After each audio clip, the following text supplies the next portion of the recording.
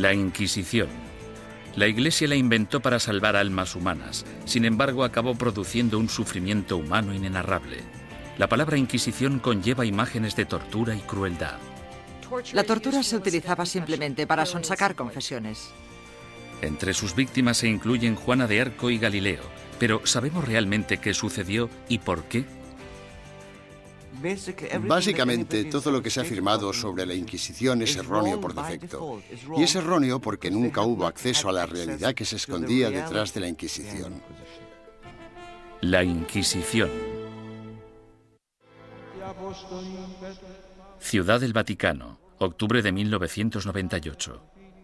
En una petición de examen de conciencia sin precedentes y en honor al año jubileo 2000, el Papa Juan Pablo II convoca a un tribunal especial de historiadores y académicos para celebrar un simposio sobre lo que él mismo denominó una fase tormentosa en la historia de la Iglesia, que hoy en día se conoce como la Inquisición. Para ayudar al tribunal en su investigación, el Papa anuncia la apertura pública de los archivos secretos de la Inquisición, unos archivos que habían estado fuera del alcance de los académicos durante casi 200 años. El pontífice, de 79 años de edad, se enfrenta así a una de las cuestiones más cruciales en su trayectoria. ¿Debería la Iglesia Católica pedir disculpas por los pecados cometidos durante la Inquisición? El tema es un polvorín de controversia, incluso entre los historiadores. Yo creo firmemente que esta disculpa era innecesaria, porque la Iglesia no fue responsable de la mayoría de las persecuciones que hemos tenido en el pasado europeo. La Iglesia sí tiene alguna responsabilidad desde un punto de vista histórico. Fuera lo que fuere lo que la Inquisición hizo mal, no se puede decir que no fuera responsabilidad del papado. Todos los académicos deben afrontar una cuestión central y perturbadora. ¿Cómo pudo una institución como la Iglesia convertirse en el instrumento a través del cual se destruyeron miles de vidas humanas durante 6 siglos? La primera respuesta implica comprender que nunca hubo una única y todopoderosa Inquisición, sino más bien instituciones independientes en España, Portugal e Italia. Lo que compartían era un oscuro y perpetuo miedo, el miedo a la herejía religiosa.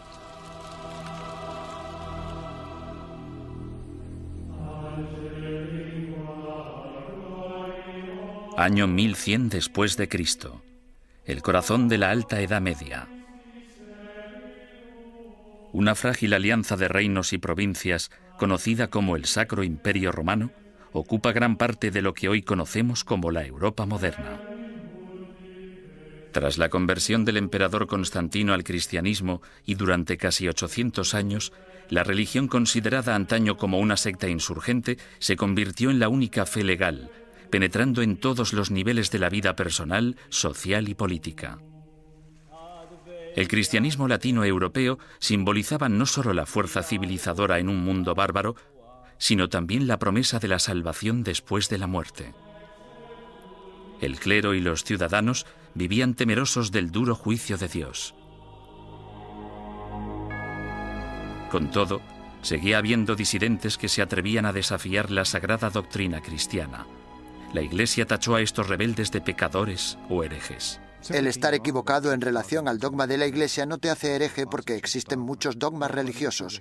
Lo que te convierte en hereje es que las autoridades eclesiásticas te informen de que no estás en lo cierto e insistir en tus convicciones ante esa autoridad. La palabra herejía proviene del latín airesis, que significa elección. Alrededor del siglo XII, herejía cobra un significado mucho más amenazante. Se convierte en un peligro mortal para la sociedad y para el hombre en una traición a Dios. Según el derecho civil, los criminales acusados de traición serán castigados con la muerte y sus bienes serán confiscados. ¿Qué otro motivo es necesario para que aquellos que ofendieron a Jesús, Hijo del Señor, sean expulsados de la comunión cristiana y privados de sus bienes? Papa Inocencio III. A pesar de la posición inamovible de la Iglesia en considerar esto un delito, los grupos de pensamiento libre siguieron emergiendo e insistiendo en interpretar a Dios a su manera. Entre dichos grupos se encontraban los valdenses, predicadores itinerantes que erraban por el sur de Francia y el norte de Italia, viviendo en apostólica pobreza. El atractivo de los valdenses parece que fue su visión de un cristianismo simplificado, de la habilidad de todos para predicar si se poseía la inspiración del Espíritu, sin importar si se era clérigo o no. La Iglesia insistía que cualquiera que quisiera dedicarse a la predicación pública debía ser acreditado por el obispo de su diócesis. Cuando los valdenses se negaron a dejar de predicar, el Papa Lucio III emitió un edicto, conocido como Bula Papal, que tachaba el movimiento de hereje y excomulgaba a todos sus seguidores. La herejía se contemplaba como una amenaza a la comunidad cristiana. Era algo que podía perturbar a la gente, y no solo perturbar, sino que podía enajenar a toda la sociedad de la fe. Por eso era tan importante luchar contra ella. Los valdenses fueron suaves en comparación con los herejes más radicales, los cátaros. Los cátaros veían su fe como la única verdadera y se mostraban completamente hostiles ante la iglesia establecida, a la que consideraban perniciosa. Los cátaros llamaban a sus sacerdotes perfecti o buenos cristianos. Comprometidos con una vida de estricta abstinencia, los sacerdotes no podían mentir, blasfemar, comer carne ni mantener relaciones sexuales. Acusaban a la iglesia organizada de abusar cada vez más de su poder clerical. La austeridad de los perfecti cátaros parecía, en comparación, sumamente atractiva. En ese sentido, era una vergüenza para la Iglesia que existiera un grupo capaz de vivir realmente de acuerdo con la fe de Cristo y sus apóstoles, mientras que los abogados y administradores de la Iglesia vivían como grandes príncipes. Alrededor del siglo XIII, Europa era un foco de herejía. Al sur de Francia floreció el catarismo. La tensión aumentó hasta que una conspiración cátara asesinó a un representante papal que predicaba en la región del Languedoc en el año 1208. Ultrajado, el Papa Inocencio III reclamó una nueva cruzada en contra de los herejes. Lo que hizo fue básicamente pedir a la nobleza del norte de Francia que se trasladara al sur del país y que convenciera a los nobles de la región, que no perseguían al movimiento cátaro, de que lo hicieran y que propiciaran las condiciones adecuadas para erradicar a los cátaros del mundo rural. El Papa denomina esta guerra santa contra sus semejantes cristianos la Cruzada Albigense, en honor a la catedral francesa de la ciudad de Albi. Las atrocidades que cometieron sus cruzados del norte se convirtieron en legendarias. Los perfecti cátaros, fácilmente identificables por sus atuendos negros, eran asesinados en el acto. Los perfecti no intentaron esconderse, en parte porque la muerte les liberaba de este terrible mundo material en el que el Dios mezquino les había sumergido. Tenían una tímida tendencia al martirio. Sin embargo, tras años de matanzas, los astutos perfecti decidieron desprenderse de su atuendo distintivo y camuflarse gradualmente. A pesar del celibato, incluso empezaron a viajar con mujeres afirmando que eran sus esposas. El Papa Inocencio III volvía a enfrentarse al mismo rompecabezas del principio. El objetivo de la Iglesia era esparcir la salvación y un hereje muerto solo era bueno para el diablo. El pontífice en apuros consideró el sistema judicial del momento. El procedimiento habitual, el acusatorio, forzaba a la parte injuriada a hacer una acusación pública. Si la parte acusadora no conseguía probar su caso, entonces ésta era castigada del mismo modo en que habrían castigado al acusado. Este proceso hacía que incluso los que tenían una queja real se mostraran reacios a presentar una acusación. Inocencio III se dio cuenta de que esas reglas no servirían para su objetivo a largo plazo. En el año 1215, el Papa congregó a todos los líderes cristianos en el Cuarto Concilio de Letrán, celebrado en Roma. Inocencio utilizó el encuentro para anunciar sus nuevas normas para la persecución de herejes y clérigos descarriados. La Santa Inquisición había nacido.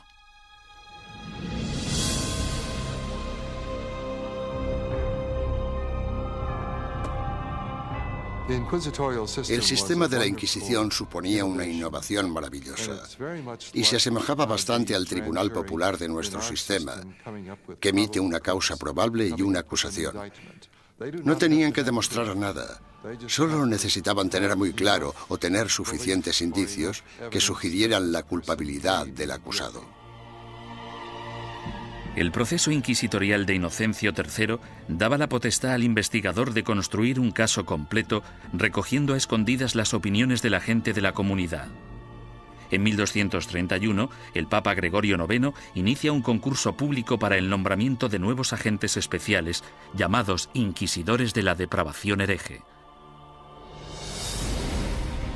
Es el amanecer de la Inquisición medieval, que empieza con una venganza.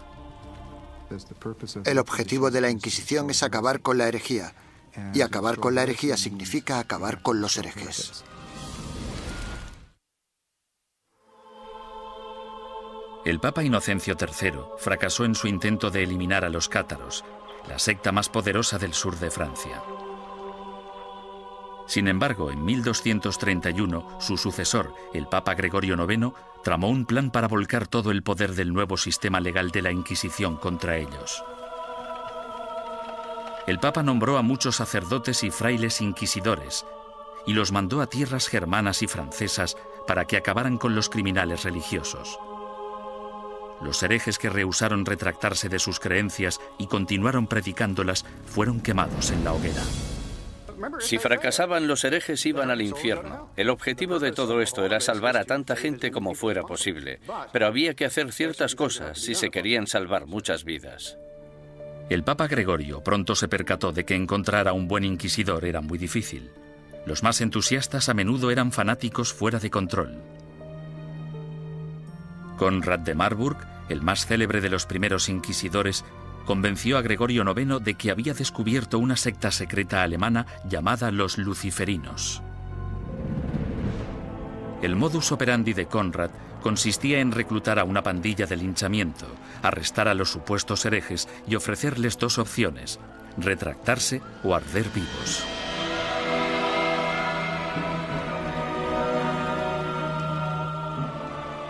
Los historiadores descubrirían más adelante que los luciferinos fueron pura ficción, una invención obsesiva que Conrad creó para impresionar al Papa. El inquisidor papal del norte de Francia no era mejor. Un cátaro convertido de nombre Robert Le Boucq acorralaba a grupos de supuestos herejes y celebraba estrepitosos juicios públicos. En un suceso devastador, 183 cátaros fueron interrogados, sentenciados y quemados vivos en un solo día. Tras años de protesta por parte de los obispos franceses, el Papa finalmente se dio cuenta de que Robert era un extremista peligroso, por lo que le retiró de su cargo y lo encarceló. Había que hacer algo, y tenía que haber alguien mejor para hacerlo que estos individuos, devotos, aunque extremadamente incompetentes y peligrosos. Este fue el momento en el que Gregorio IX se fijó en los dominicanos. Fundada por Santo Domingo en 1216, la orden dominicana estaba capacitada para realizar el trabajo de inquisidor. Educados como teólogos, los dominicanos estaban habituados a la vida en la calle y a predicar contra la herejía. A mediados del siglo XII, Gregorio IX ordenó a 4 docenas de inquisidores dominicanos que buscaran y procesaran a los cátaros, los valdenses y a los demás grupos herejes. El pontífice anunció de forma oficial a sus obispos la llegada de los inquisidores a los burgos y pueblos de Francia, Italia, Alemania y España. Ordenamos que se les reciba amablemente y que se les trate con honor, dándoles buenos consejos, ayuda y apoyo, de tal modo que puedan realizar la tarea que les ha sido encomendada. En esta carta, Gregorio IX pedía a sus obispos mucho más que simple hospitalidad. En su búsqueda de herejes, los inquisidores papales necesitaban confiar en información interna, rumores y otras habladurías recogidas gracias a una red informal de clérigos informadores que trabajaban como espías.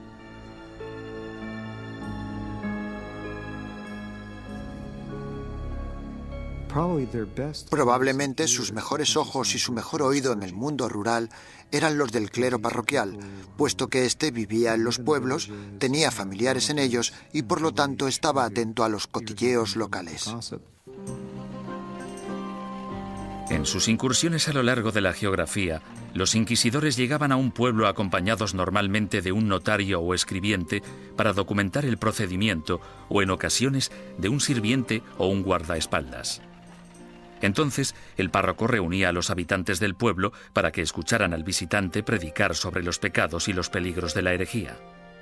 Una vez terminado el sermón, el inquisidor anunciaba un período de gracia durante el que cualquiera que hubiera cometido herejía podía confesar sus pecados a cambio de un trato clemente. Los que temían ser acusados o habían cometido herejía y tenían remordimientos de conciencia debían actuar durante el período de gracia, porque si lo confesaban después de dicho período, es decir, después de que se iniciara una investigación sobre ellos, la confesión no se consideraba tan sincera como si la hubieran hecho durante el período de gracia. Unas semanas más tarde, el inquisidor anunciaba el fin del período de gracia, momento en el que se iniciaba la fase más nefasta del edicto de fe. Desde ese momento, cualquier acusado se convertía en víctima de interrogatorios o arrestos. Y dado que la información siempre se daba en secreto, el inquisidor animaba a todos los buenos ciudadanos a que denunciaran a cualquier vecino que creyeran que podía ser hereje. El objetivo de las inquisiciones generales, de los edictos de gracia y los edictos de fe, era conseguir que entrara y saliera tanta gente como fuera posible de la oficina del inquisidor. Y para ello utilizaban el miedo, el terror y el interés propio. El inquisidor debía tener al menos 2 testimonios incriminatorios antes de poder seguir adelante.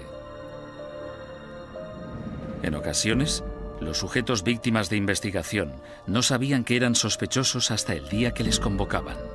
Durante el procedimiento inquisitorial, la mayoría de las pruebas se recopilaban antes de que tuvieras conciencia de que había una investigación en marcha.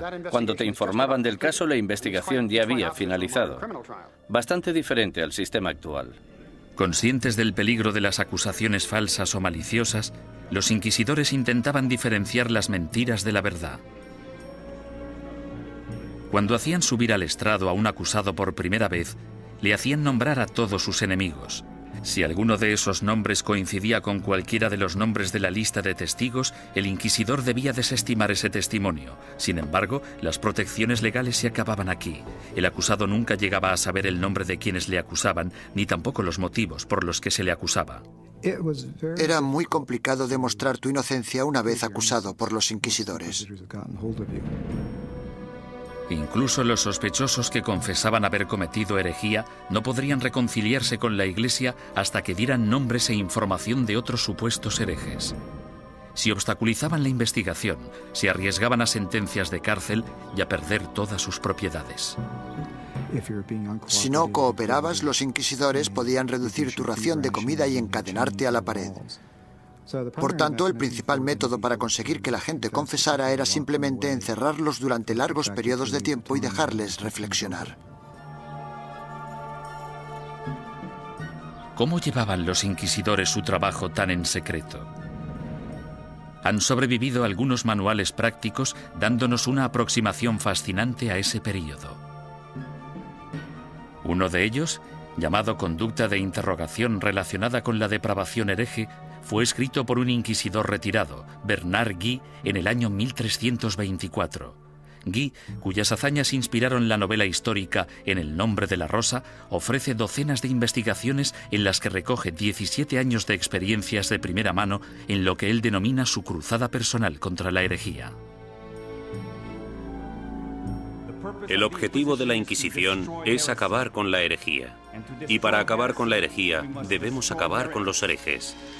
Bernard Guy, 1324. Los inquisidores se consideraban realmente una organización de combate. Eran bastante conscientes de que existían herejes y simpatizantes por todas partes y estaban muy motivados para deshacerse de ellos. En 1376, el inquisidor Nicolás Aymeric de Aragón escribió el libro Directorium Inquisitorium. En él Describía la tenacidad y el compromiso que debía tener un inquisidor de los siglos XIV y XV, e incluso incluyó una lista práctica de trucos inteligentes utilizados para engañar a los sospechosos para que confesaran. Uno de los trucos que me asombró fue el de sentarse con una vitela pequeña en las rodillas y mirarla y comprobarla mientras la persona da su testimonio. Luego, en algún punto dices, no, lo que estás diciendo no puede ser verdad. Está clarísimo que no me estás diciendo la verdad.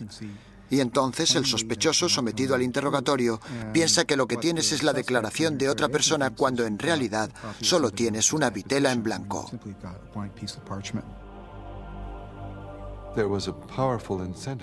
Los inquisidores estaban altamente motivados para llegar hasta la verdad como fuera. Y si era necesario, pisotear algunos derechos de los acusados, pues se hacía en nombre de la verdad. Existe otro aspecto espeluznante en el trabajo del inquisidor: la tortura. En la Edad Media se consideraba un método aceptable para la detección de mentiras siempre que hubiera razones suficientes para justificarla. En el siglo XX, cuando hablamos de tortura, pensamos en violencia física para obligar a la gente a decir la verdad. En aquel entonces, se trataba de un método para averiguar si el acusado estaba diciendo la verdad. Y este era el rol inicial de la tortura. Era un instrumento legal que entraba en juego en un momento dado del caso y bajo unas circunstancias muy específicas. Antes de 1252, la Iglesia prohibía a los inquisidores que utilizaran la tortura en sus investigaciones. Pero tras el asesinato del inquisidor Pedro Mártir en Lombardía a manos de los cátaros, el Papa Inocencio IV abrió la veda y dejó que métodos antiquísimos, en especial la tortura, entraran en la lucha contra la herejía. El oficial o párroco debe obtener de todos los herejes que capture una confesión mediante la tortura, pues de hecho son todos ladrones y asesinos de almas. Papa Inocencio IV. Por lo tanto, la tortura no fue algo inventado por los inquisidores. En este caso, solo seguían los dictámenes de la ley. La tortura se destinaba a dos tipos de prisioneros: los que se negaban a retractarse y los que parecían saber más de lo que contaban. Los inquisidores escogían la técnica de la tortura, pero dejaban el trabajo en manos de torturadores profesionales, expertos en causar dolor.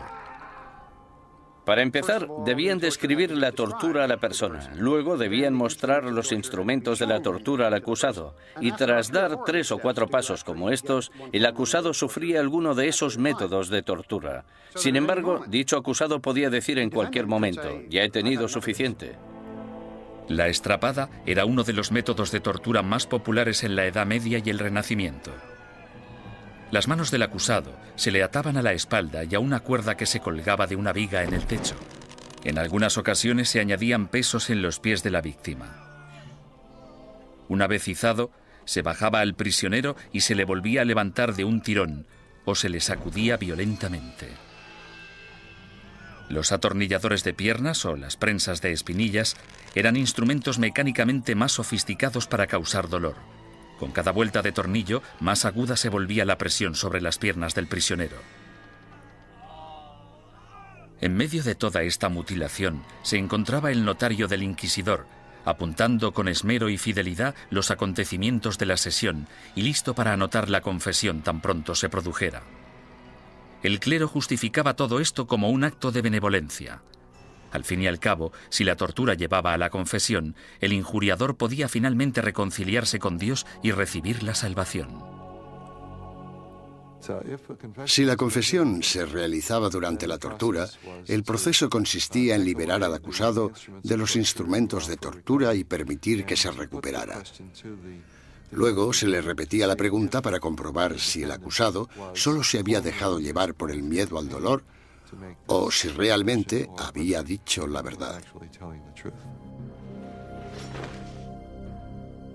Con todas esas técnicas a su disposición, no resulta sorprendente que los inquisidores fueran convincentes en casi un 90% de los casos. ¿Podía la herejía estar realmente tan extendida? ¿O eran los inquisidores los que utilizaban su poder para asustar a la gente y obligarles a hacer confesiones falsas? En mi opinión, uno de los mayores problemas a la hora de trabajar con los informes de la Inquisición es determinar hasta qué punto podemos creer nada de lo que está escrito en ellos, porque los inquisidores, si querían, podían hacer confesar casi todo a cualquiera. Aunque para los culpables de herejía, lo más temido era el día del juicio. No podías hacer nada para huir de ellos, porque estaban obligados a ejecutarte. Durante los siglos XIII y XIV, los inquisidores papales siguieron su camino por el sur de Europa, recogiendo acusaciones e investigaciones de herejes.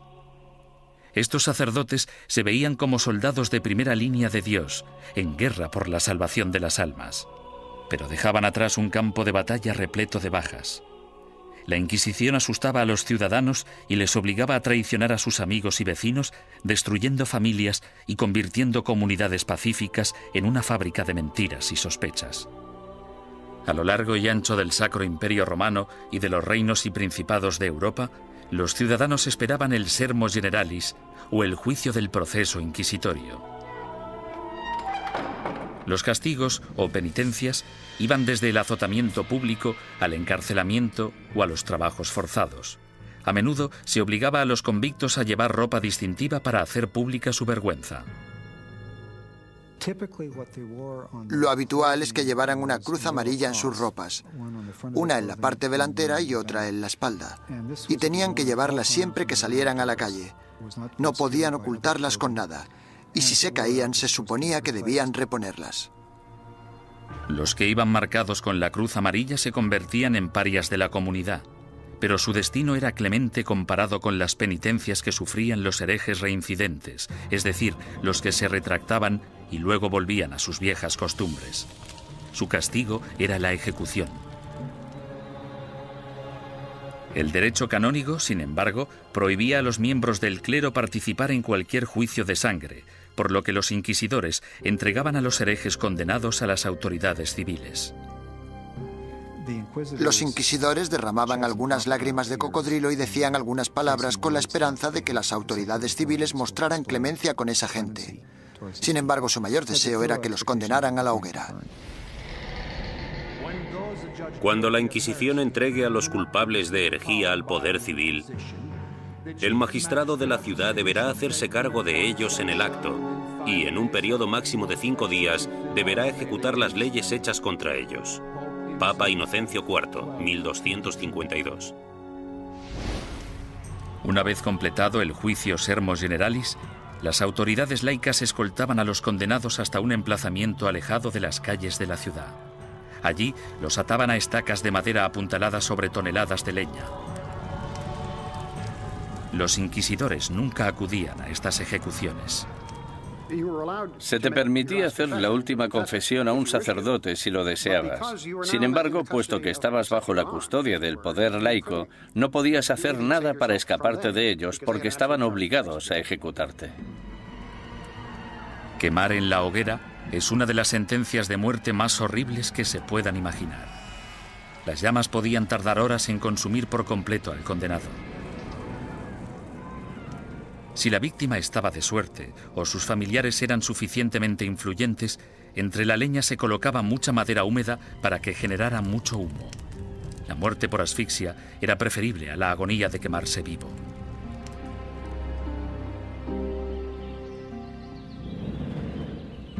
Ni siquiera la muerte podía liberarte de las garras de la Inquisición. En ocasiones, personas que habían muerto hacía años recibían acusaciones post-mortem y eran condenadas por herejía. Se saqueaban sus tumbas y se lanzaban sus restos a la hoguera. Desgraciadamente para la familia del fallecido, lo peor aún estaba por llegar.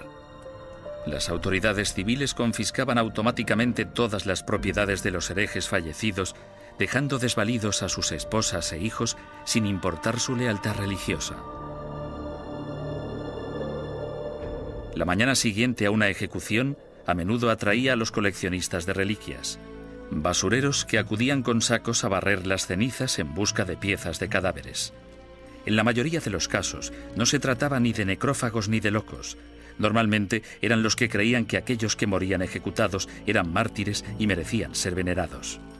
Mucha gente pensaba que los herejes eran buenos cristianos y los inquisidores gente malvada, por tanto podía darse un contraataque.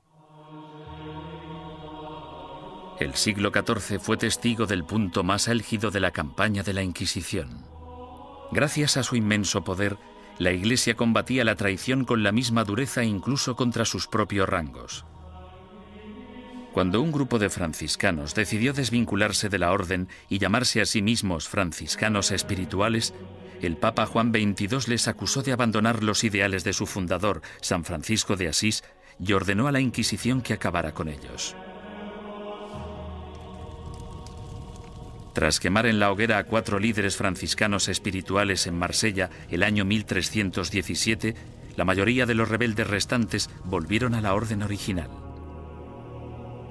Durante los 150 años de la Inquisición papal de Gregorio IX, los principales movimientos herejes, los cátaros y los valdenses, fueron virtualmente erradicados de la Europa occidental.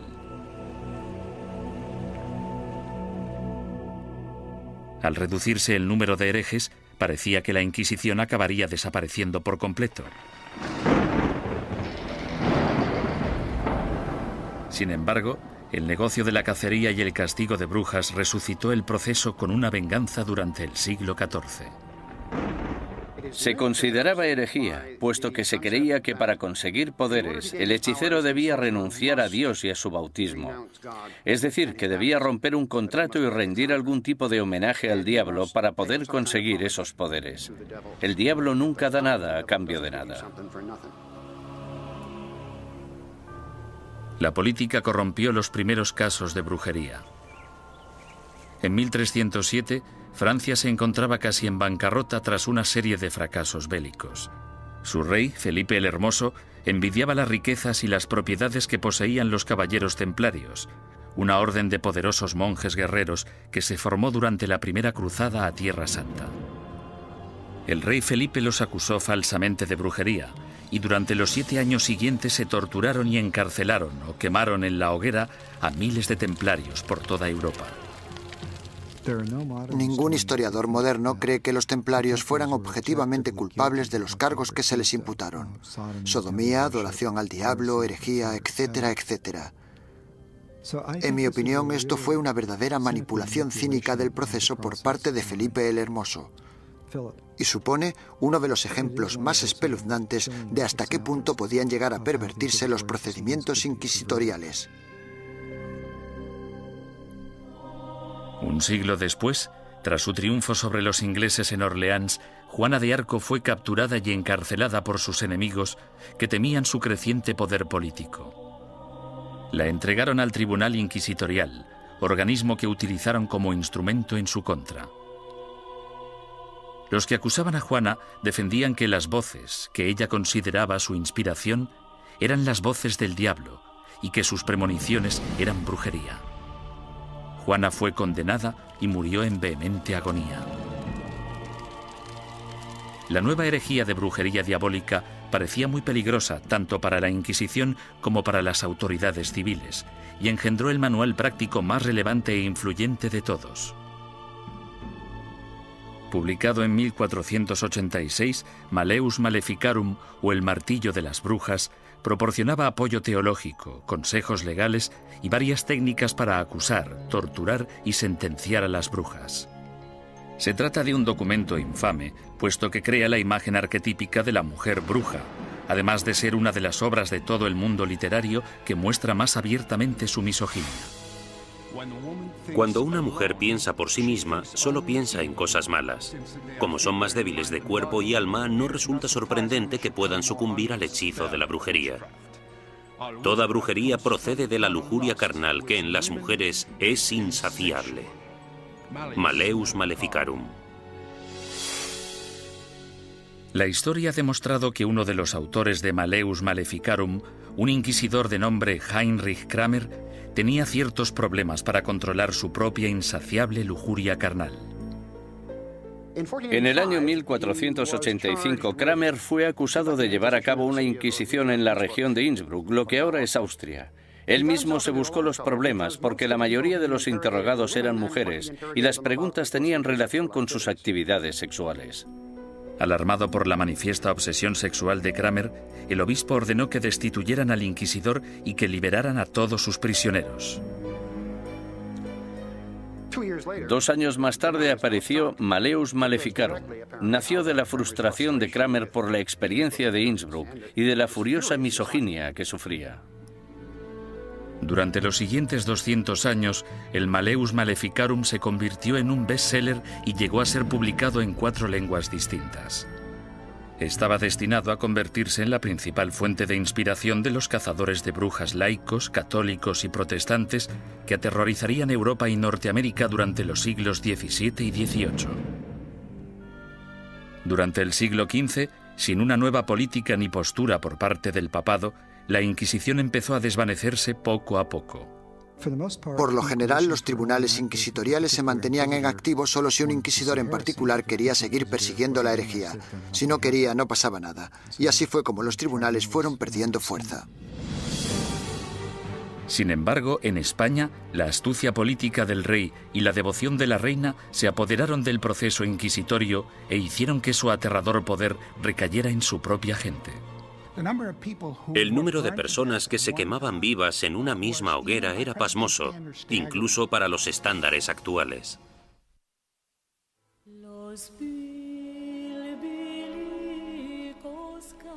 La situación de los judíos europeos durante el período medieval siempre fue desesperada.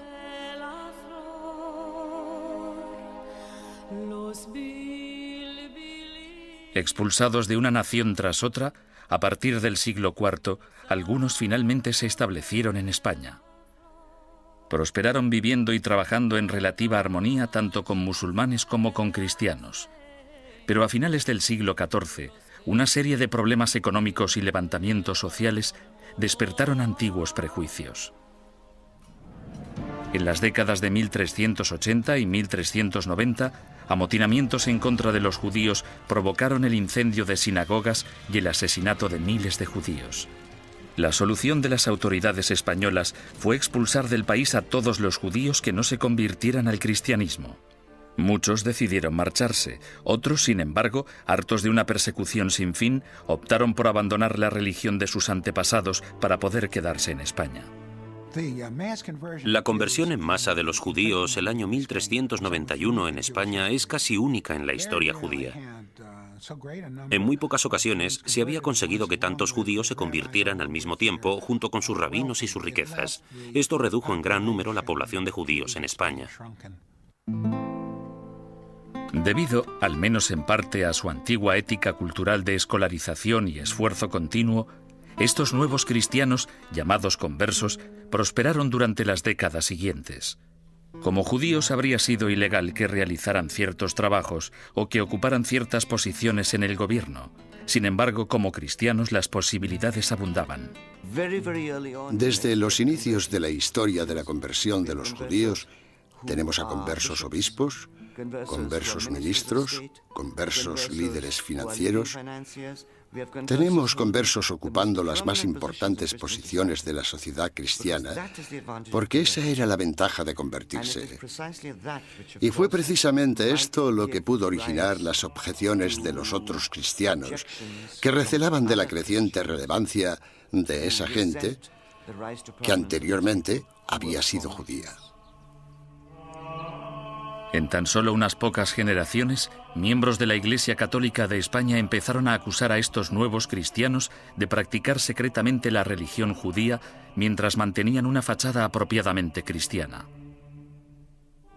Este fenómeno judaizante era en parte verdad, puesto que algunos conversos, aunque se autoproclamaban cristianos, mantenían costumbres que habían heredado de sus antecesores. La dimensión de la llamada actividad judaizante era más de carácter cultural que religiosa. En otras palabras, realizaban ciertas cosas que sus padres y sus abuelos habían hecho y en las que no veían nada particularmente malo, como encender velas el sábado. Muchos de ellos creían que encender velas el sábado no tenía nada inherentemente conflictivo con el catolicismo. Su condición de cristianos bautizados también significaba que si se intuía de cualquier modo que recaían en el judaísmo, podían ser acusados de herejía. Fue precisamente esta trágica ironía la que les condujo hacia su destrucción. Con el matrimonio en 1469 de Fernando de Aragón e Isabel de Castilla, se unieron los dos reinos más poderosos de la península ibérica. Los consejeros dominicanos de Isabel pronto la convencieron de que la actividad judaizante suponía una amenaza mortal para el catolicismo en España y que una Inquisición podría ser la única solución. Si el clero pedía una Inquisición, no era solo porque fueran fanáticos, sino porque sabían perfectamente que detrás de ellos tenían a muchos seguidores muy fieles que tenían conciencia del problema tal y como lo percibían. El rey Fernando, astuto estratega político, vio que una alianza con la Iglesia Católica podía beneficiar a España en muchos sentidos. Aparentemente, Fernando tenía otros planes en mente. Apoderarse de las riquezas de los conversos. Había grandes cantidades de dinero esperando, encerradas en los cofres de los poderosos conversos, comerciantes y nobles. Y Fernando se propuso hacerse con ellas y lo consiguió. El primer paso del rey Fernando fue ponerse en contacto con el Papa y expresarle su preocupación por el problema judío de España. Es enorme el daño que los cristianos sufren con el contacto, las relaciones y la comunicación con los judíos, que siempre intentan de un modo u otro seducir a los leales cristianos y apartarlos de nuestra santa fe católica. Fernando el Católico. Bajo la presión del insistente rey español, el Papa Sixto IV emitió una bula papal que instauraba una inquisición para erradicar la depravación hereje en España y que iba dirigida a los conversos judíos. Esta nueva Inquisición española fue algo completamente distinto a todos los demás tribunales inquisitoriales anteriores. Sus normas garantizaban que el rey Fernando, y no el Papa, controlaba todos y cada uno de los aspectos de sus actividades. El tribunal de mayor grado, llamado la Suprema, consistía en 6 o 7 hombres nombrados personalmente por el rey. Solo un miembro, el inquisidor general, era nombrado oficialmente por el Papa, y aún así, este tenía que haber sido nombrado antes por Fernando. Aunque os guste el título de inquisidor, somos yo y la reina quienes os hemos nombrado y sin nuestro apoyo muy poco podéis llevar a cabo. Rey Fernando.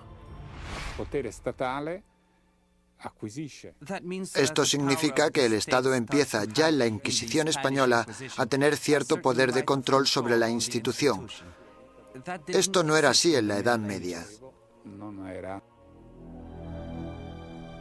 El 6 de febrero de 1481 se celebró el primer auto de fe en Sevilla. En este acto, que se convertiría en el símbolo de la Inquisición española, un centenar de hombres y mujeres conversos fueron acusados de practicar secretamente la religión judía y juzgados ante la Iglesia. 6 de ellos pagaron el más alto precio. Fueron quemados en la hoguera. En mitad del auto siempre se celebraba una ceremonia. Los dominicanos elegían a sus mejores oradores, los que tenían la voz más fuerte, y en ocasiones los sermones duraban media hora, 1, 2 horas. Los participantes eran despojados de toda dignidad. Se les afeitaba la cabeza, desnudaban a las mujeres y a los hombres, se afeitaba la barba a los hombres. En España, la virilidad de un hombre residía en su barba, por lo que afeitarla resultaba muy desagradable. La idea de la ceremonia era humillar a los penitentes y mostrar a la congregación cuál era el castigo por cometer herejía. Incluso los que no habían recibido mucha educación o no estaban interesados en las sutilezas teológicas, ni muy seguros de los credos y las plegarias que recitaban, sabían perfectamente qué sucedía en cada momento en un auto de fe. Era un espectáculo aterrador cuyo objetivo era poner unos límites en la mente de las personas sobre lo que podían decir, pensar y creer. Durante el primer año desde su establecimiento, 1.500 conversos acusados de judaísmo fueron juzgados y otros cientos condenados a muerte. La cantidad de personas que se quemaba en una misma hoguera era pasmosa incluso para los estándares actuales. Se quemaron 28 personas de una sola vez, en otra ocasión 70 personas, y en el mayor auto jamás celebrado se quemaron 109 personas en una misma hoguera. A diferencia de los herejes medievales que se atrevían a predicar sus ideas en público, el judaísmo secreto era, por definición, una actividad clandestina que se llevaba a cabo a puerta cerrada. Los vecinos podían decir que habían visto a un individuo leer un libro que probablemente era judío solo por el hecho de ver a alguien mirando un libro pequeño, que podría ser el libro de las horas. O podían decir que habían oído a alguien cuchichear una plegaria que seguro que era judía. Por tanto, encender velas, darse un baño, lavar la ropa, tratar, preparar y comer carne en día de pescado, como podían ser los viernes o los miércoles, podía causarte grandes problemas si tus vecinos se percataban y tenías mala relación con ellos. Las acusaciones provocaban más acusaciones. Algunos conversos se delataban a sí mismos con la esperanza de limpiar su historial y frustrar así el ataque de sus enemigos. Sin embargo, solo se podía conseguir una penitencia clemente si se hacía una confesión completa, y eso significaba dar los nombres de compañeros herejes. La única forma de escapar de todo eso era escoger nombres de otras personas de la comunidad. Esto recuerda mucho a los Estados Unidos de los años 50 y al pánico rojo que provocó la creación del Comité sobre Actividades Antiamericanas. Fue aquí donde se produjeron tantas tragedias. Gente inocente de todos los cargos podría, bajo tortura y pena de muerte, haber dado nombres sin pensar, solo para ser liberados. Si consideramos a Fernando e Isabel como los arquitectos de la Inquisición española, su contratista fue sin duda Tomás de Torquemada, el primer inquisidor general. A partir de 1490, Torquemada redactó minuciosa y sistemáticamente reglas que todavía conservamos en papel para guiar a los inquisidores, incluyendo el más mínimo detalle sobre lo que debían o no debían hacer. Y como consecuencia, podemos considerarle el fundador de la Inquisición. No hay ninguna duda de que Torquemada presidió la Inquisición durante su período más sanguinario y que ejerció mucha influencia sobre la corona. A pesar de que se le ha retratado de todos modos, desde un loco hipnotizador hasta un monje siniestro y obsesionado por el sexo, los historiadores saben muy poco sobre él. Era el típico teólogo fanático, antisemita y extremadamente hostil a los conversos. Era un hombre que concentraba toda esa intolerancia y ferocidad tan característica de los primeros inquisidores. Podemos estar de acuerdo o no con él en que los judeoconversos debían ser perseguidos y condenados. Pero en mi opinión, Torquemada insistió mucho en las normas de procedimiento correcto para el sistema inquisitorial. Sin embargo, se calcula que durante los 20 años de mandato de Torquemada como inquisidor general, 2.000 personas perdieron la vida y otros miles fueron castigados.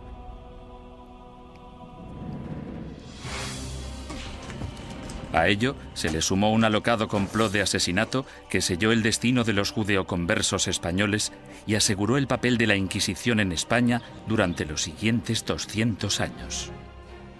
Los judíos no ganaban nada convirtiéndose. La situación social no cambió en ningún sentido. Solo podía empeorar para la gente de origen judío. 5 años después de su nacimiento, la Inquisición se encontraba en plena forma, ganándose a pulso su temible reputación. Los conversos españoles, los judíos convertidos al catolicismo, no podían acudir a ningún lado en busca de justicia. Tanto la Iglesia como las autoridades civiles seguían la misma lógica aplastante. Todos los conversos que rehuían la Inquisición eran, por defecto, culpables. Todos los que daban el paso y se delataban a sí mismos eran, puesto que lo admitían, culpables. Y todos aquellos que eran juzgados y condenados eran, evidentemente, culpables. Los procedimientos interinos del Tribunal de la Inquisición se mantenían en privado y los informes se protegían cuidadosamente, incluso de la corona. Cuando la Inquisición española arrestaba a alguien, esa persona simplemente desaparecía en la cárcel hasta que la Inquisición acababa con ella. Los familiares y amigos quedaban a la espera, llenos de preocupación y sin poder ayudar. Los españoles convirtieron este hecho en un verdadero fetiche. El secreto. Me refiero a que este era uno de sus principios fundamentales. La creencia de que el prestigio de la institución dependía en gran medida de la capacidad de mantener intacto el secretismo. Para los acusados, la naturaleza surrealista y casi arbitraria del proceso generaba terror. No existía ningún juicio. Eran más bien audiencias tras las que el prisionero volvía a su celda. Después de todo el sufrimiento, que podía prolongarse durante semanas o meses, el acusado podía no llegar a saber los crímenes de que se le acusaba. Se le exigía constantemente, a veces bajo amenazas de muerte, que confesara. El acusado tenía que inventar explicaciones sin saber la naturaleza de la denuncia que se había interpuesto contra él. Y esto, a menudo, llevaba al encarcelamiento masivo de prisioneros que se negaban a confesar, porque creían que no tenían nada que confesar, y probablemente tenían razón. El 15 de septiembre de 1485, algunos conversos furiosos decidieron tomarse la justicia por su mano. Como inquisidor, Pedro Arbués se arrodilló delante del altar de la Catedral de Zaragoza. 8 asesinos le atacaron con cuchillos.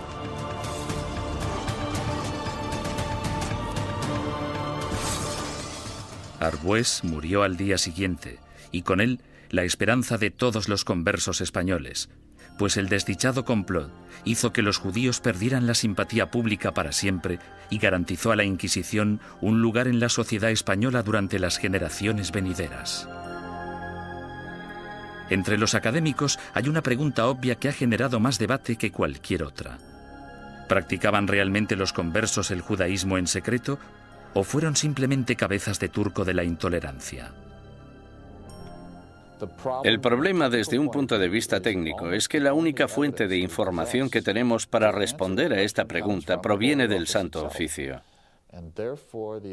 En consecuencia, el tema a tratar es, ¿debemos creer totalmente en los hermanos del Santo Oficio que investigaron a los conversos? ¿O debemos pensar que fue básicamente un fraude, una gran exageración basada en falsos testimonios? A petición del inquisidor general Torquemada, en marzo de 1492, el rey Fernando emitió otro edicto de expulsión. Se daba a los judíos 4 meses para aceptar el bautismo o abandonar España. Durante los meses siguientes, casi la mitad de la población judía de España, unas 40.000 personas, abandonó el país. Los demás se quedaron y se convirtieron al cristianismo. Simplemente cayeron en la misma trampa que habían tendido a sus antepasados judíos hacía 100 años. Por tanto, los judíos no ganaban nada convirtiéndose. La situación social no cambió en ningún sentido. Solo podía ir a peor para la gente de origen judío. No lloréis a vuestra partida, pues vosotros tenéis que beber vuestra propia muerte de un sorbo, mientras que nosotros tenemos que quedar atrás, entre esta gente malvada, recibiendo la muerte de ellos cada día. Juan de León, judío español converso. En 1499, la orden de expulsión se amplía para incluir a todos los musulmanes no convertidos de España. Durante los casi 25 años siguientes, una serie de rebeliones, expulsiones y bautismos forzados generan otra clase social de nuevos conversos al cristianismo, los moriscos. Lo que tenemos aquí es el mismo escenario que el de los conversos. Un grupo de gente que pertenecía a otra cultura y a otra religión y que ahora eran teóricamente cristianos. Esta era una situación hecha a medida que la Inquisición utilizó para apartar a los musulmanes y hacerles practicar el cristianismo. Las persecuciones de moriscos se triplicaron durante los siguientes 100 años. Sin embargo, estos no pudieron o no quisieron adaptarse. Finalmente, en 1609, las autoridades españolas decidieron que los moriscos eran imposibles de convertir y los expulsó a todos. El odio por la Inquisición española era tan intenso entre los musulmanes como entre los judíos. En su intento de conservar el catolicismo como la única religión de España, la Inquisición española encarceló a ciudadanos inocentes, confiscó propiedades, destruyó familias y mandó a miles de personas a la muerte. Lo que no utilizó muy a menudo, según los historiadores, es lo que la ha hecho tan famosa: la tortura. Una de las cosas que se han podido afirmar con seguridad gracias al reciente estudio de la Inquisición es que la tortura se utilizó en muy pocas ocasiones en dicha institución. La tortura se utilizaba única y exclusivamente para sonsacar la confesión, y una vez se había conseguido, la tortura cesaba. Los inquisidores se enfurecían si sus subordinados torturaban a individuos demasiado viejos, demasiado enfermos, leprosos o supuestos enfermos mentales. Tampoco querían que se torturara a niños. Pero no importa la poca frecuencia de uso, la Inquisición tenía reglas concisas sobre cómo ejercer la tortura. A los prisioneros, ya fueran mujeres u hombres, se les desnudaba. Solo se les cubría sus partes íntimas. No todo el clero de entonces practicaba el celibato, y todos los que lo practicaban no eran capaces de contemplar una escena de estas características una y otra vez sin sentir el más mínimo arrebato de sadismo o satisfacción sexual. Decir que esto podía prolongarse durante siglos es no comprender en absoluto la naturaleza de la sexualidad humana. La garrucha, versión modernizada de la estrapada medieval, se convirtió en el método de tortura más común. El potro, probablemente el instrumento de tortura más famoso de todos, también era muy efectivo, aunque tenía algunos inconvenientes. Su uso no podía prolongarse porque una de las reglas vitales de la tortura era que la Inquisición no podía derramar sangre. Si se vertía una gota de sangre, la tortura debía suspenderse. La toca, o tortura con agua, se convirtió en la favorita de los inquisidores españoles. Durante el terrible sufrimiento, la boca del prisionero se mantenía abierta a la fuerza y se introducía una pieza de ropa por la garganta. Luego se vertía agua por la garganta, de modo que la pieza de ropa quedaba empapada y provocaba al prisionero violentos espasmos. Durante la Inquisición española, la tortura no podía aplicarse más de 3 veces y nunca durante más de 15 minutos. Las afirmaciones que hacían los prisioneros no eran legales, a no ser que las ratificaran 24 horas después, lejos de la sala de tortura. Hubo inquisidores que rompieron las reglas, aunque lo hicieron por ignorancia más que por malicia. El buen juez debe hacer caso omiso de los gritos, lloros, suspiros, temblores o del dolor del acusado. Y toda tortura debe realizarse con tal cuidado que el acusado no se vuelva loco, ni quede herido, lesionado ni indebidamente angustiado. J. Damunder, testigo ocular de las torturas. Se les pedía que siguieran las normas del libro, eso era todo. Yo no he encontrado, sinceramente, demasiados indicios de que se rompieran dichas normas. Me refiero a que tal vez estaban más dispuestos a seguir los procedimientos que los policías de hoy en día. La Inquisición española realizó algunas innovaciones en el área del castigo. La cruz amarilla que llevaban los herejes medievales en sus vestimentas evolucionó hasta un atuendo llamado San Benito. Estas ropas debían vestirse en el juicio conocido como el auto de fe o acto de fe, y luego por encima de la ropa de calle mientras durara la penitencia. La gente que iba por la calle era objetivo de todo tipo de comentarios sarcásticos. Los niños les tiraban piedras, todo esto hacía muy difícil poder ganarse la vida. Ni tan siquiera la muerte liberaba al hereje de la vergüenza. El hábito con el que se enterraba al difunto se colgaba en la parroquia del lugar para recordar a todo el mundo en la ciudad que esa persona y su familia estaban relacionados con la herejía. Muerte y humillación no eran los únicos escollos de la Inquisición. Uno de sus castigos más temidos era convertirse en esclavo en las galeras españolas. Se cree que este castigo fue invención del mismísimo rey Fernando. No tenía nada que ver con la religión, la herejía ni cualquier otra cosa. Pero el rey Fernando se percató de que mucha de esta gente estaba siendo castigada con penas del todo inútiles y pensó, buena idea, ¿por qué no utilizamos a esta gente? Porque yo necesito remeros en mis barcos. Después de la muerte, ser enviado a las galeras era el castigo de la Inquisición española más temido. No puedo imaginarme nada peor que ser esclavo en las galeras. Yo casi preferiría que me quemaran. Al menos acabaría rápido. Durante la expulsión del año 1492, miles de judíos cruzaron la frontera con Portugal, engrosando allí la población judía y reanimando viejas tensiones raciales.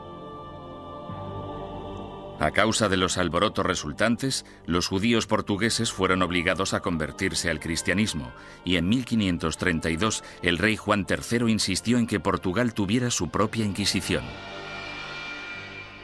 Durante 10 años, los ricos conversos portugueses utilizaron todas las formas de persuasión posible, incluyendo enormes sobornos, para convencer al Papa de que no instaurara una Inquisición en su nuevo santuario.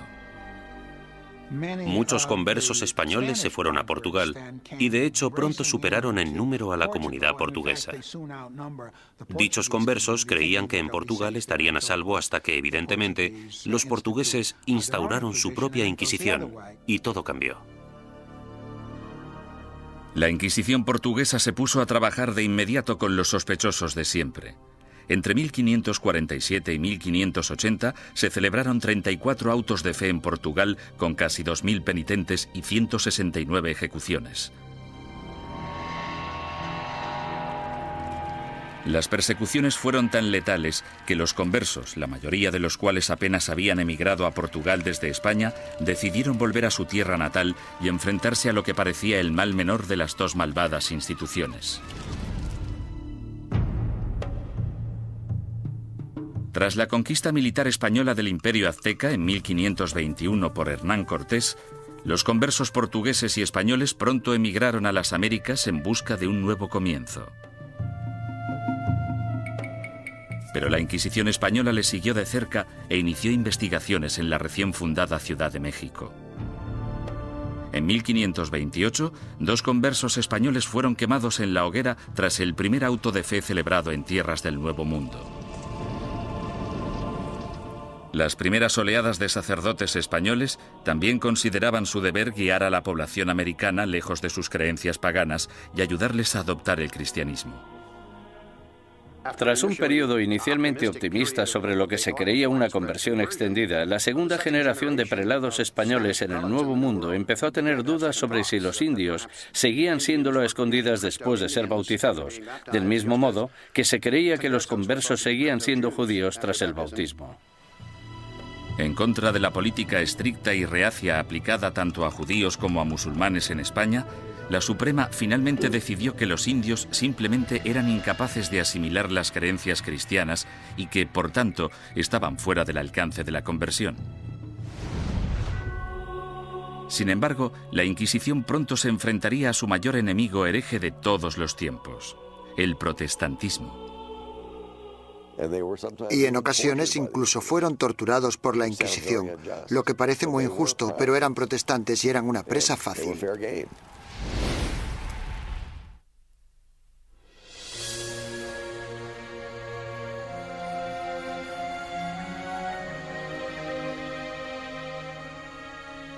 Al mismo tiempo que las inquisiciones española y portuguesa remataban su azote contra los musulmanes y los judíos herejes, otra amenaza apareció en escena. En 1517, un sacerdote alemán llamado Martín Lutero dejó su famoso tratado, las 95 tesis, a las puertas de la iglesia de Wittenberg. Se trataba de un ataque acerbo a la Iglesia católica. ¿No es cierto que bajo el vasto cielo no existe nada más corrupto, más pestilente y más odioso que la corte de Roma? La que una vez tuvo las llaves del cielo, ahora es una especie de boca abierta hacia el infierno. Martín Lutero. La carismática protesta de Lutero evolucionó hasta convertirse en una auténtica revolución religiosa. El movimiento de la Reforma sacudió a toda Europa. Alrededor del año 1550, las coronas de Dinamarca, Noruega, Suecia y Finlandia ya se habían acogido a la nueva religión llamada protestantismo. El Papa estaba furioso. La forma en la que se contemplaba desde Estados Unidos la amenaza soviética de los años 50 y 60 sería muy parecida a la forma en la que Roma en aquel entonces contemplaba la amenaza protestante. Con sus ajetreados puertos y su extensa red europea de comercio, era solo cuestión de tiempo que las ideas protestantes empezaran a viajar hacia la España católica. En 1577, dos grupos independientes de adinerados protestantes convertidos fueron descubiertos y arrestados en Sevilla y en Valladolid. Estos arrestos de finales de 1550 fueron terribles para la administración inquisitorial y para el gobierno real, puesto que muchos de los sospechosos ocupaban altos cargos en la burocracia gubernamental. El descubrimiento de dos organizaciones protestantes en dos de las mayores ciudades de España causó oleadas de pánico por todo el país católico. El rey español Carlos V, que había dedicado los últimos 30 años a la lucha contra el protestantismo en Alemania, exigió una purga rápida y despiadada. Su aliado en Roma, el Papa Pablo IV, volcó todo el poder de la Iglesia en el ataque contra el protestantismo y emitió una bula papal sin precedentes en la que permitía a la Santa Oficina Española ejecutar a los ofensores que cometían un crimen por primera vez e incluso a los que se arrepentían. Según mis conocimientos, esta es la única vez en toda la historia de las Inquisiciones española, romana o portuguesa en que los acusados, que por primera vez admitían estar arrepentidos de sus errores doctrinales, eran igualmente condenados a muerte. La fiebre del antiprotestantismo llegó a todas las grandes ciudades de España.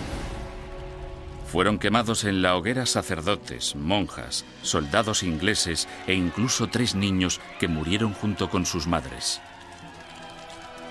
En poco más de 3 años, tras el descubrimiento de protestantes en España, el protestantismo se había eliminado por completo.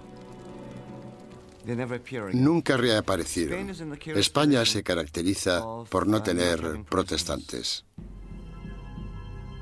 El sangriento ataque a los protestantes entre los años 1559 y 1562 también marcó el punto más álgido de la ceremonia del auto de fe en términos de asistencia, pomposidad y pura teatralidad. Anticipándose a los juicios de cientos de protestantes herejes, el inquisidor general Fernando Valdés se propuso deliberadamente modernizar el auto de fe de forma grandilocuente. Los costes aumentaron astronómicamente. Llevaron al tribunal inquisitorial a la bancarrota, de modo que tuvieron que ir reduciendo miembros y empezaron a amontonar prisioneros para poder conseguir un auto realmente bueno y tener suficiente gente para quemar en las ceremonias. España eliminó sistemáticamente a todos los protestantes. Sin embargo, los inquisidores permanecieron alerta ante cualquier amenaza hereje del exterior. A lo largo del siglo XVI, los viajeros protestantes que venían a España, incluso dignatarios extranjeros, cayeron en las despiadadas garras de la Inquisición. La Inquisición arrestó a marineros y comerciantes extranjeros. En ocasiones incluso llegó a torturarlos, lo que es muy injusto, pero eran protestantes y eran una presa fácil. Mientras que España parecía haber triunfado ante el protestantismo, no pudo hacer nada ante los efectos de otra de las invenciones alemanas, la imprenta. Hacia finales del siglo XVI, libros y panfletos escritos por víctimas de la Inquisición española avivaron el negocio de forma importante. Los líderes protestantes, que aspiraban a poner el mundo en contra de la España católica, explotaron estos horribles relatos de tortura, encarcelamientos y muerte. Las cuerdas, que eran de tamaño pequeño, se ataban a los huesos del prisionero atravesándole la carne y haciendo que la sangre borboteara por 8 puntos diferentes al mismo tiempo. Mientras el prisionero se resistía a hacer cualquier confesión respecto a lo que los inquisidores le preguntaban, tiraban de las cuerdas de esta manera 4 veces sucesivas. John Foxe, El libro de los mártires. La mala publicidad de la Inquisición no era el único escándalo al que se enfrentaba la Iglesia católica. En 1542, Roma fue sacudida por la noticia de que Bernardino de Ochino, el líder de la admirablemente austera y piadosa orden católica de los capuchinos, había abandonado Italia para unirse al protestantismo. La deserción de Ochino, una de las figuras relevantes más admiradas en la Iglesia, finalmente incitó al Papa a tomar una decisión. La respuesta del papado a este tipo de escándalos fue la creación de lo que se esperaba que fuera un método más eficaz de rastreo de herejes para detenerlos antes de que se convirtieran en una amenaza o en causa de bochorno.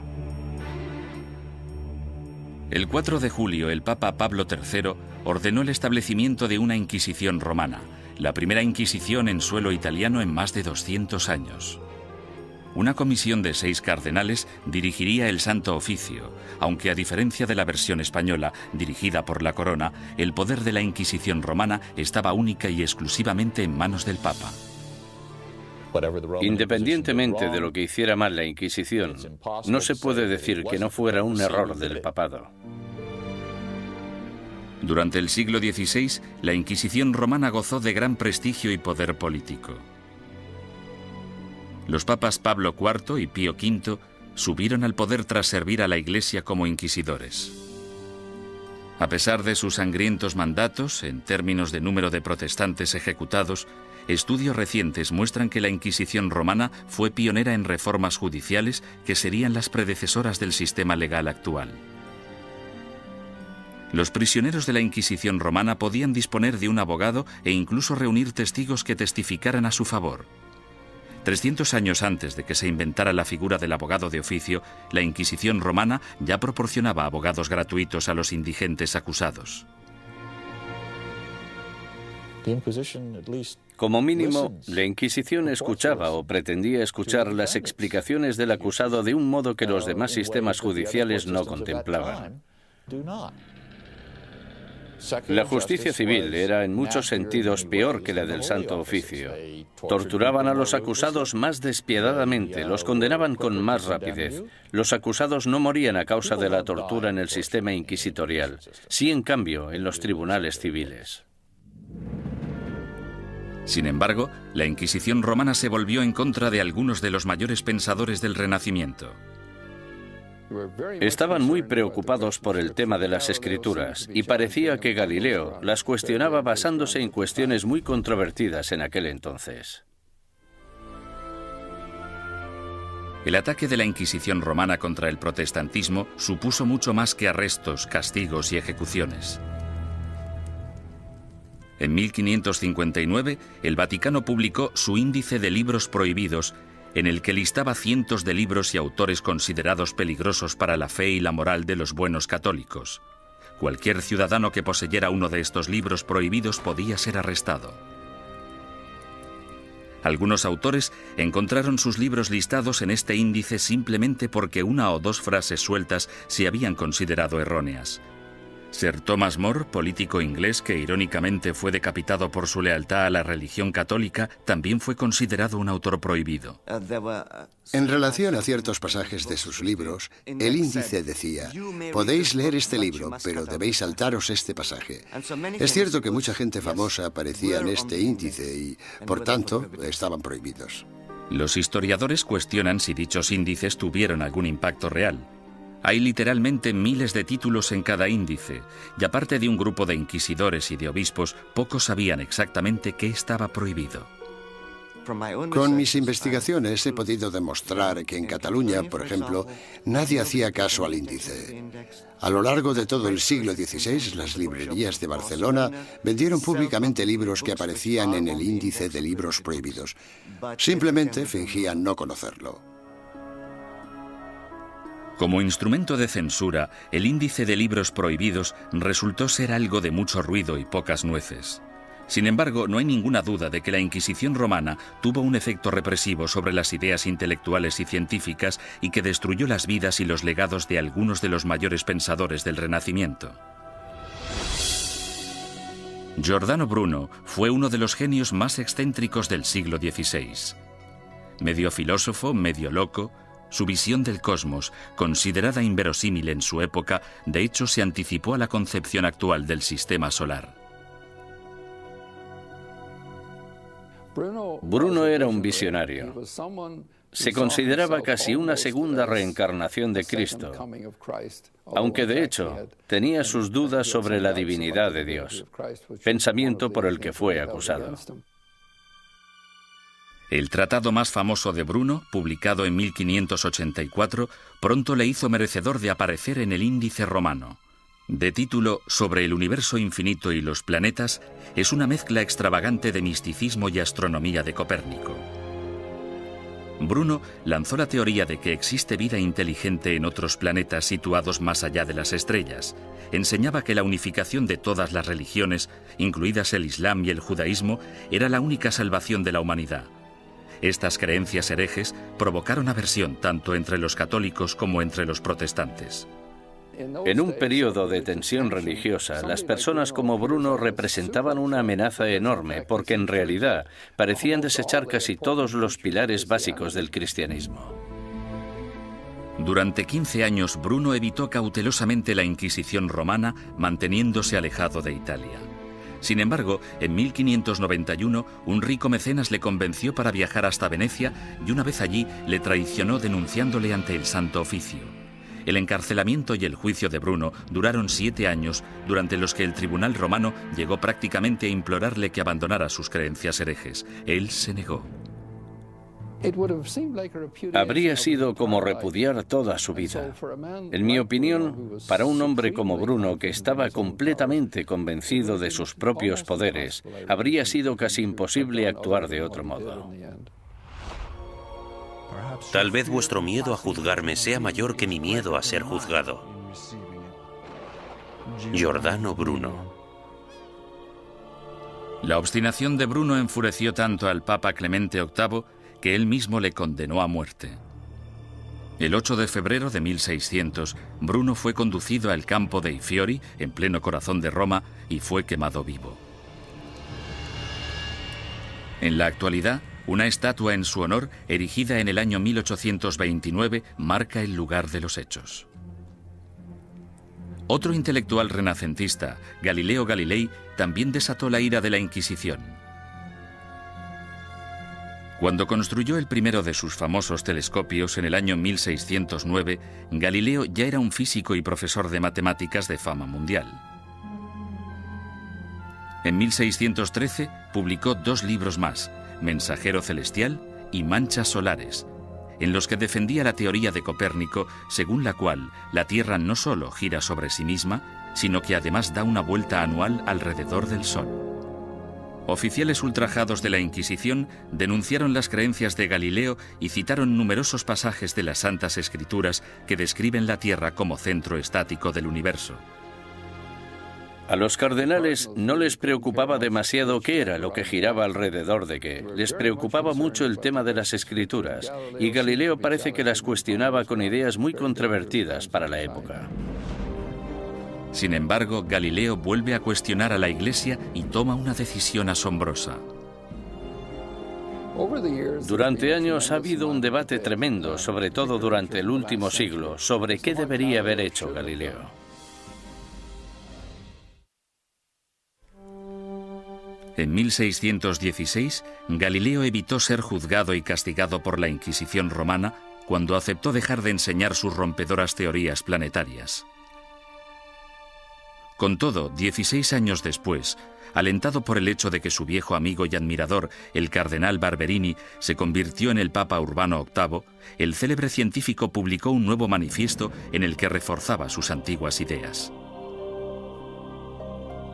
En esta ocasión, Galileo no calculó bien sus pasos, pues no solo produjo pánico en la Inquisición, sino que también provocó la ira de su antiguo aliado, el Papa.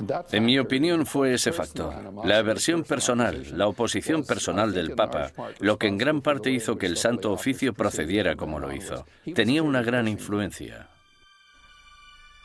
Galileo fue acusado de herejía. En enero de 1633, tras redactar sus últimas voluntades y su testamento, el astrónomo de 68 años viajó a Roma para enfrentarse a la Inquisición. Le hicieron todo tipo de preguntas. ¿Cómo escribiste un libro como este? ¿Por qué? ¿No defiendes en él una visión que ha sido tachada de contraria a las Escrituras?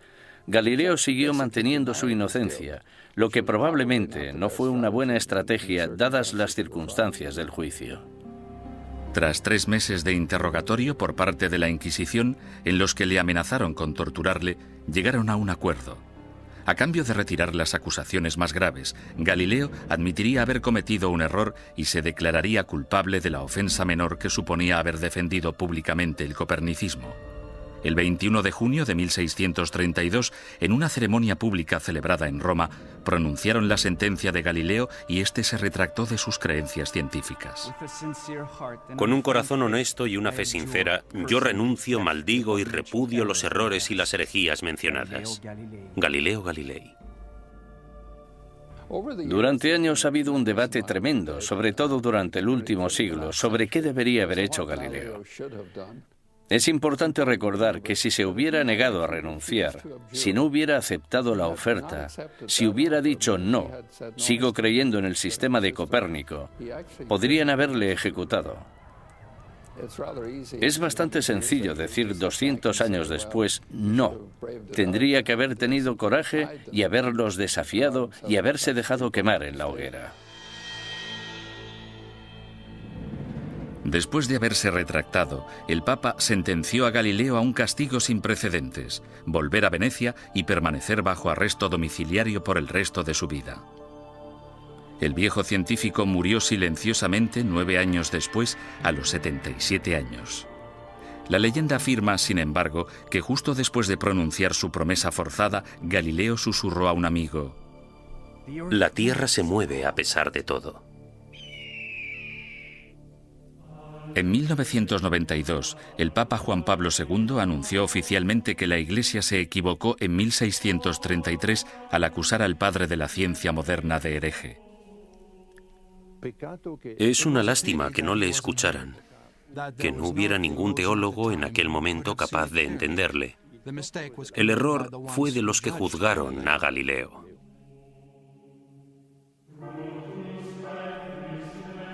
Los siglos XVII y XVIII fueron un período de declive para todas las inquisiciones.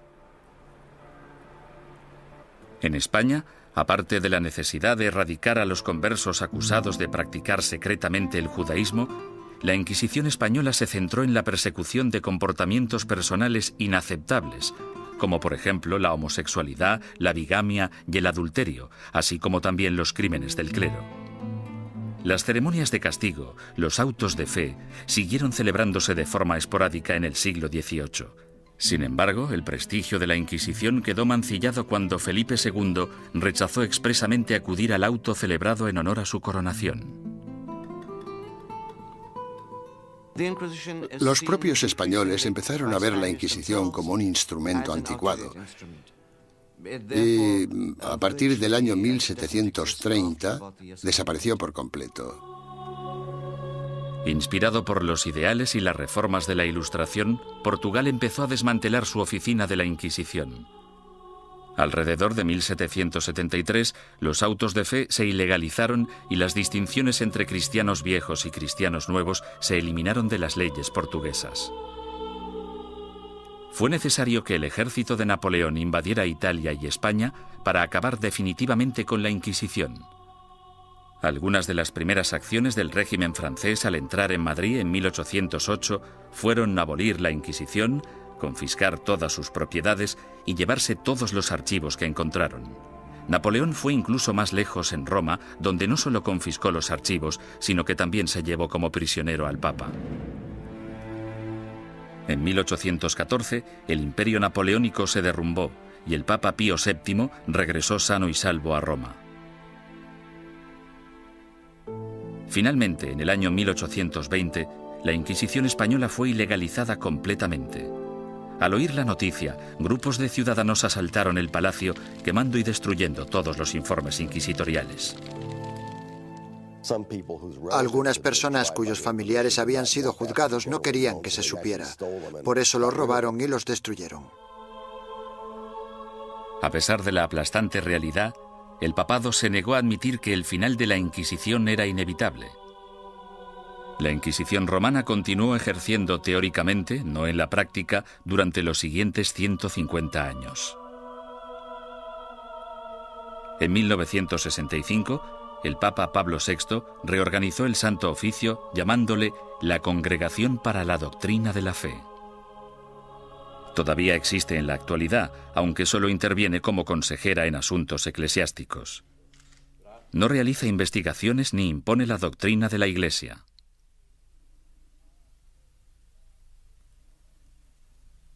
Desde la caída definitiva de la Inquisición, son incontables los mitos y testimonios inexactos que han surgido sobre su objetivo y sus prácticas. Los descubrimientos realizados en documentos nunca vistos, así como en los archivos de la Inquisición abiertos por el Vaticano recientemente, han ayudado a desbancar algunos de ellos. Por ejemplo, se ha podido demostrar que algunos recuentos de personas quemadas en la hoguera eran enormemente exagerados. La gente decía que se habían quemado 200 personas. De esas 200, quizá 3 fueran reales y 197 imaginarias. Poco a poco hemos podido fijar los números reales de las personas que fueron ejecutadas. Han sido necesarios muchos siglos para comprender que algo estaba mal. Debemos tener en cuenta el contexto y la mentalidad. Mucha gente creía que la Inquisición era un instrumento necesario y, aunque no gustaba demasiado, se aceptaba. Sin embargo, otros eruditos advierten que una visión revisionista de la Inquisición nos podría estar llevando demasiado lejos en la dirección errónea. Era una institución malvada. Si se mira todo en conjunto, yo diría que la Inquisición fue exactamente como la han descrito y que no necesitamos un lavado de cara de la Inquisición más de lo que necesitamos una revisión del Holocausto.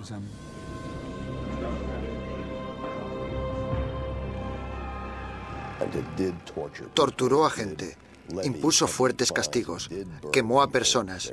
Había teólogos fanáticos en las Inquisiciones, había antisemitas en las Inquisiciones. Todo esto es innegable. Hay un hecho que la historia no puede negar. A pesar de que la Inquisición se concibió para el bien de la humanidad, acabó causando un dolor y un sufrimiento humano inenarrables.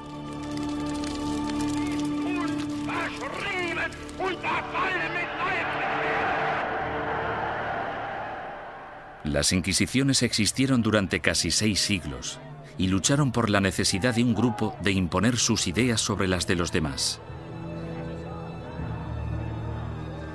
Esa necesidad sigue existiendo en la actualidad.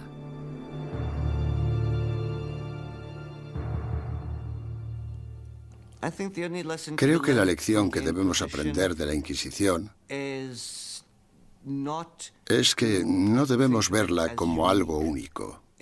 Es un fenómeno recurrente que se ha dado a lo largo de la historia en todos los países, porque es un fenómeno natural.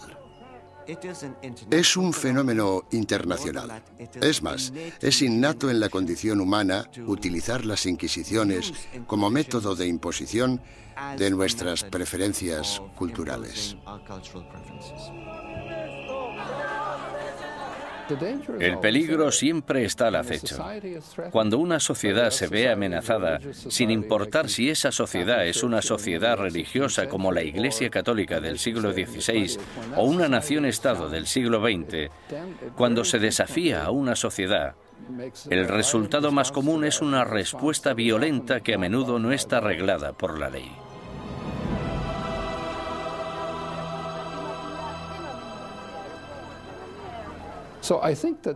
Por lo tanto, creo que esta reacción ante la amenaza es tan antigua como la humanidad y, sin duda alguna, perdurará en el futuro.